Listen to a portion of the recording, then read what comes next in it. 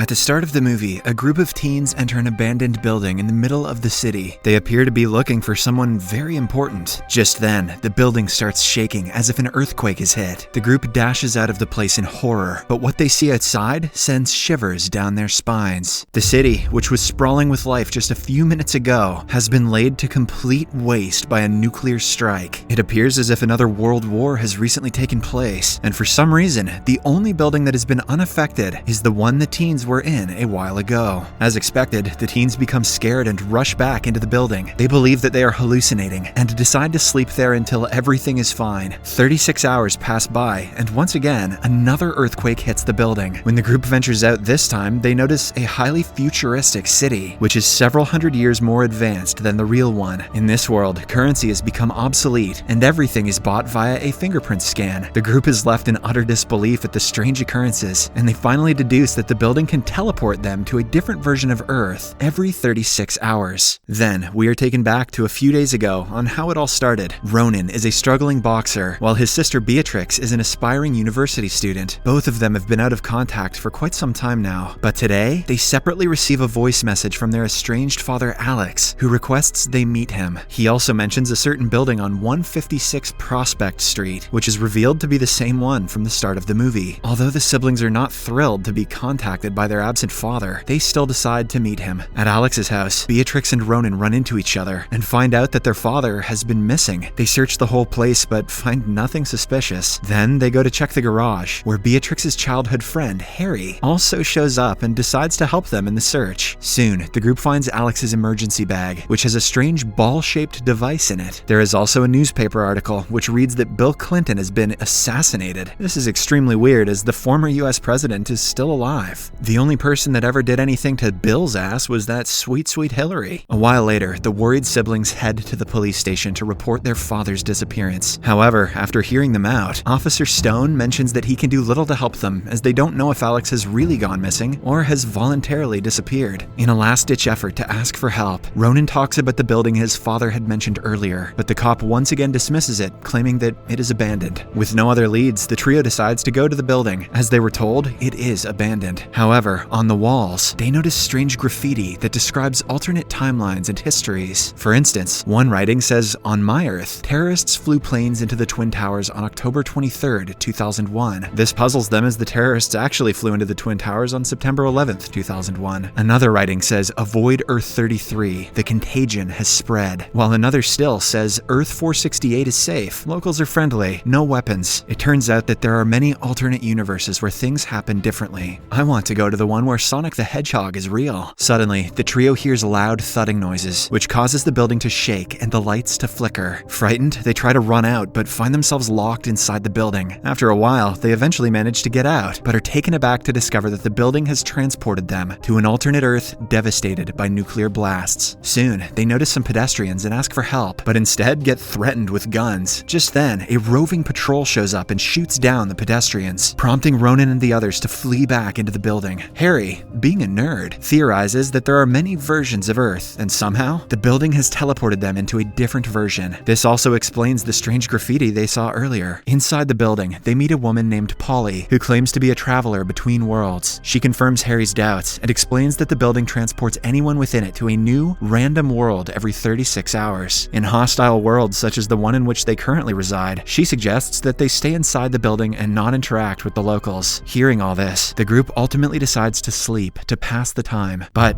after a while, they're woken up by the same armed patrol that murdered the pedestrians. In the next scene, Ronan and the others are taken to a nearby settlement where they are confronted by their fearless leader. Surprisingly, he turns out to be the alternate version of Officer Stone. As the two parties talk, it's clear that the armed patrol are not aware of the existence of alternate universes. Polly decides to hide this information from them and makes up a story that they are merely confused travelers from Kansas who are heading up north. However, Harry recognizes Officer Stone from their world and thanks him for his help. This puzzles Stone, as it turns out that before this version of Earth was nuked, he was a police officer here as well. Hence, he concludes that the four are spies from a rival gang and takes them hostage. God damn it, Harry. He then orders Tinker, the local surgeon and gadget man, to interrogate them. First, Beatrix and Ronan are selected, and before their interrogation starts, Beatrix airs her personal grievances with her elder brother, calling him out for abandoning her after after their mother's death. It turns out Ronan blames himself for their mother's death and claims that he distanced himself from their family because he always ends up hurting his loved ones. Soon, Tinker shows up and starts chatting with the siblings. He appears to be the only one who is aware of the alternate universes. He reveals that this Earth was an amazing place to live until the Islamic Republic of Pakistan collapsed in '99 and its nukes found their way around the world. The bombs, which were the size of suitcases, were sold in the market, and in no time they got into the wrong hands and wrecked everything. Tinker further reveals that the man who first brought the nukes to his city came out of the building. He then shows them footage of the nuclear terrorist attack, and in a shocking turn of events, the perpetrator is revealed to be Ronan and Beatrix's dad, Alex. He is the main reason why this version of Earth was destroyed. As the siblings watch in horror, Tinker grows increasingly angry and threatens to kill them if they don't reveal their father's whereabouts. "I think he went out for milk," they say. Beatrix tries to explain that she doesn't know where Alex is, but the Gadget Man refuses to listen. For a split second, Tinker takes his eyes off of Ronan, allowing the former boxer to administer a chokehold and subdue him. Then, he breaks free from his bondage and also helps Beatrix up. Meanwhile, Tinker wakes up, desperate for revenge, and sets off his own suitcase bomb to take everyone down with him. Seeing this, Ronan once again knocks him out with a solid punch to the face. Then, the siblings quickly free their friends and rush back to the building in one of their abductors' cars. After a while, Stone learns about the bomb and orders Tinker to shut it down. However, the Gadget Man refuses to comply and reveals his plan to take the bomb to blow up the building. Before leaving, he advises his comrades to go the other way to save themselves. Elsewhere, as Ronan and the others reach halfway, their getaway car runs out of fuel, forcing them to make the rest of their journey on foot. They safely make it into the building, but so does Tinker, who has arrived outside with the bomb. Fortunately, the building transports them to the next world just in time to escape the nuclear blast. Harry is under the impression that they're finally going back home, but Polly tells him that there is no going back home and heads out. Surprisingly, this world is more technologically advanced than their version of Earth. For instance, the smartphones and laptops are all transparent.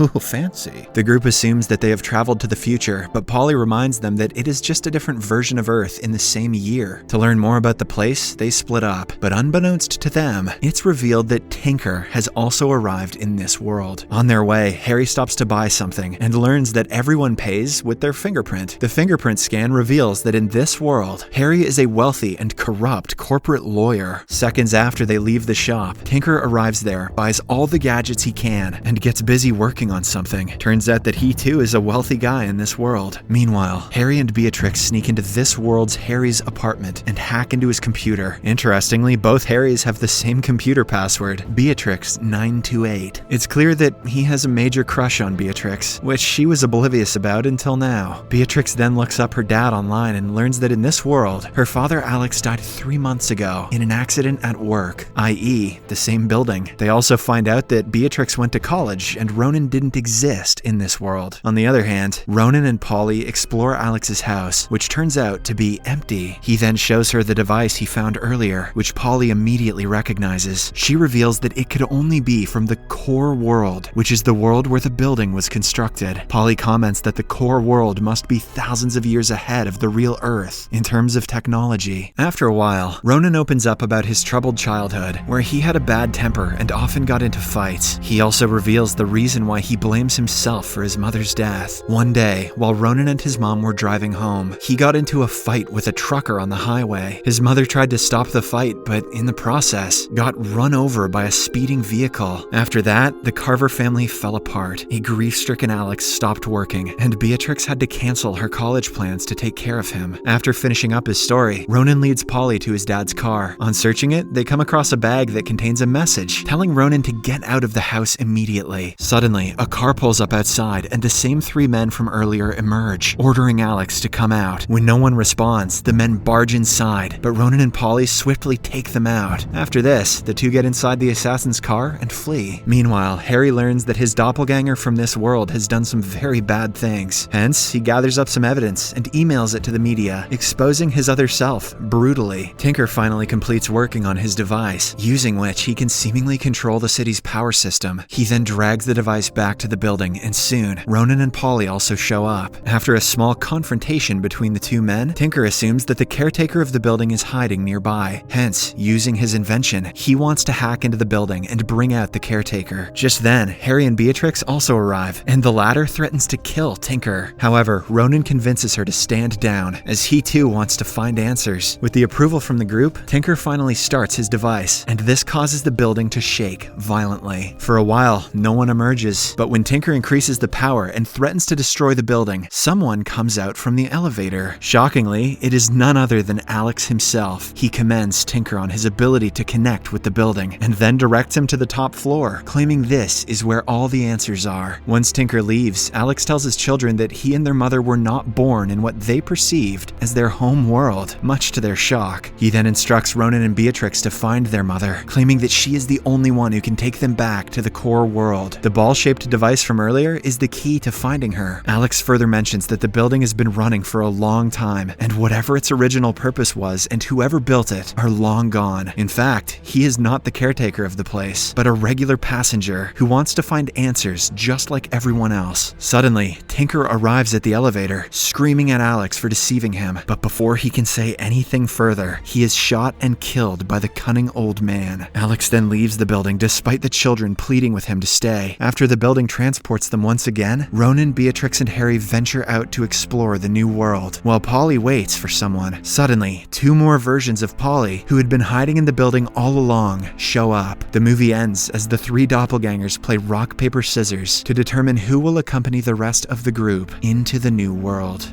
Subscribe for more videos like this, turn on notifications, and leave a like to help the channel out. Thank you for watching.